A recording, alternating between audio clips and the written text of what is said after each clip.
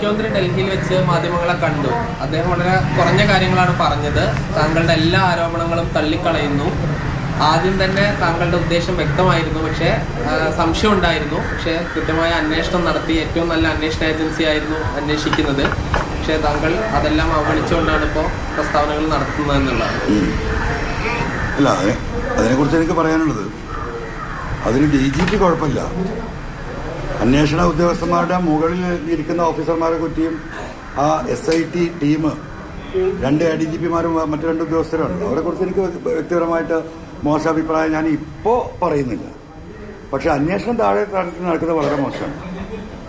ഞാൻ അന്വേഷണ IG-യോട് ഞാൻ പറഞ്ഞിരുന്നത് 188ഓളം കേസുകൾ മുഖ്യമന്ത്രി തന്നെ പുറത്തു വിട്ടു. അന്ന് പത്രസമ്മേളനത്തിൽ 21, 22, 23 കാര്യങ്ങൾ. അതിലൊരു 10 ആളെങ്കിലും വിളിച്ച് നിങ്ങൾ അന്വേഷിക്കുക. ഞാൻ ഈ പറഞ്ഞ കാര്യങ്ങൾ നിങ്ങൾക്ക് ബോധ്യപ്പെടും. ഒരാളെ പോയി ഇതുവരെ വിളിച്ചിട്ടില്ല. അത് കഴിഞ്ഞ് ഈ കള്ളക്കടത്ത് സംഘത്തിന്റെ നിർബാധമുള്ള സ്വർണ്ണക്കള്ളക്കടത്ത് തടയുന്നതിന് പോലീസ് ശക്തമായ ഇടപെടൽ നടത്തിയിട്ടുണ്ടെന്നാണ് ബഹുമാനപ്പെട്ട മുഖ്യമന്ത്രി പറഞ്ഞത്.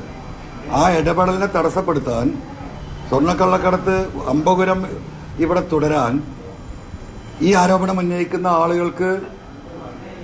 ആളുകളിൽ അത്തരത്തിലൊരു താല്പര്യമുണ്ടോ എന്ന് പരിശോധിക്കണം. അപ്പോൾ നിങ്ങൾ ചോദിച്ചു PV Anwar ആണോ? അപ്പോൾ അദ്ദേഹം പറഞ്ഞു, അത് ഞാനായിട്ട് പറയുന്നില്ല, നിങ്ങൾ അന്വേഷിക്കുന്നു.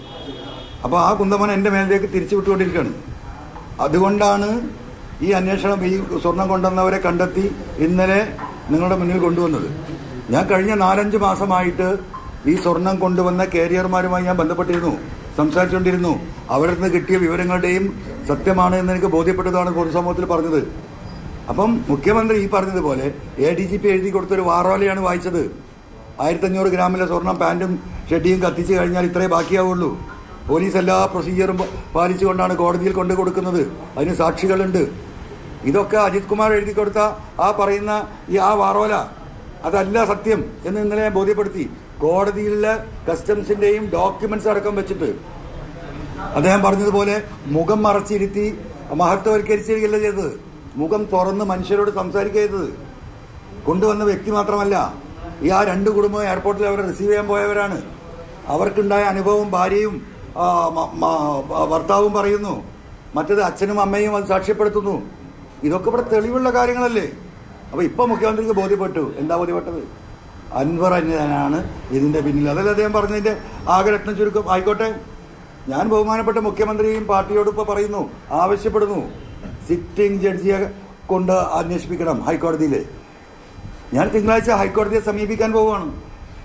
ഇത്ര വലിയ ഒരു എന്താ പറയുക കൊള്ള, ടാക്സ് വെട്ടിപ്പ്, സ്വർണ്ണക്കള്ളക്കടത്ത്, ഈ പറയുന്ന ഡാൻസ് ഓഫ് സംഘത്തെ ഉപയോഗിച്ചിട്ടുള്ള ഇത്തരം കാര്യങ്ങൾ, മയക്കുമരുന്ന് കച്ചവടം, ഇതൊക്കെ അജിത് കുമാറും ടീമും നടത്തിയ എത്രയോ സാക്ഷ്യപ്പെടുത്തുന്ന തെളിവുകൾ നിങ്ങൾ തന്നെ പുറത്തുവിട്ടതാണ്. എത്രയോ നിരപരാധികൾ ജയിലിലാണ്. എന്താ ബഹുമാനപ്പെട്ട മുഖ്യമന്ത്രിക്ക് മാത്രം ഇത് ബോധ്യപ്പെടാത്തത്? കേരളത്തിലെ 3.5 കോടി ജനങ്ങൾക്കും ഇത് ബോധ്യപ്പെട്ട് കഴിഞ്ഞല്ലോ. ഇനി എനിക്കെന്താ മാർഗം? എനിക്ക് ആകെ ഇനി ജുഡീഷ്യറിയിൽ മാത്രമേ പ്രതീക്ഷയുള്ളൂ. കേരളത്തിലെ ബഹുമാന്യരായ ജഡ്ജിമാരൊക്കെ അത് കാണുന്നുണ്ടാവുമല്ലോ. അവരും മനുഷ്യരാണല്ലോ. ഈ വസ്തുതകൾ മനസ്സിലാക്കാനുള്ള നല്ല ബുദ്ധിയും ശേഷിയുള്ളവർ തന്നെയാണല്ലോ ഈ പറയപ്പെടുന്ന ജഡ്ജിമാരൊക്കെ. അവരിലാണ് എനിക്ക് പ്രതീക്ഷ. ഞാൻ ആ സ്റ്റെപ്പിലേക്ക് നീങ്ങും. ആ സ്റ്റെപ്പിൽ, ആ പ്രയറിൽ ഞാനൊരു കണ്ടീഷൻ കൂടി വെക്കും. ഇത് ബഹുമാനപ്പെട്ട ഹൈക്കോടതി ജഡ്ജിമാരുടെ സാന്നിധ്യത്തിൽ ഇത് അന്വേഷിക്കുമ്പോൾ ആ അന്വേഷണ സംഘത്തെ ബഹുമാനപ്പെട്ട ഹൈക്കോടതി തന്നെ തീരുമാനിക്കണം.